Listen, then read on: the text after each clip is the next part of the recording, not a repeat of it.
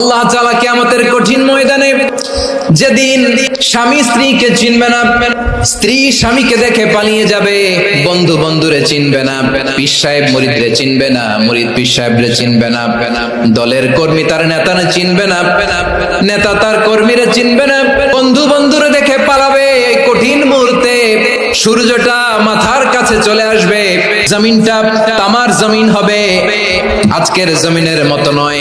মানুষ ঘর্মাক্ত, ক্লান্ত, শ্রান্ত মাথার মগজগুলো কানের ছিদ্র আর নাকের ছিদ্র দিয়ে বেয়ে বেয়ে পড়বে। বিশ্বনবী ফরমান, কিয়ামতের ওই কঠিন ময়দানে 7 শ্রেণীর ব্যক্তিকে রব্বুল আলামিন তার আরশের নিচে ছায়া দিবেন।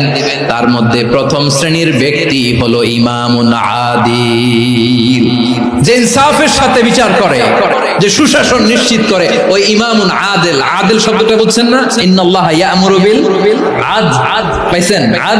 আদিল। 7 শ্রেণীর ব্যক্তিকে আল্লাহ তাআলা সুশীতল আরশের নিচে ছায়া দিবেন, যেদিন তার দেয়া ছায়া ছাড়া কোনো ছায়া থাকবে না।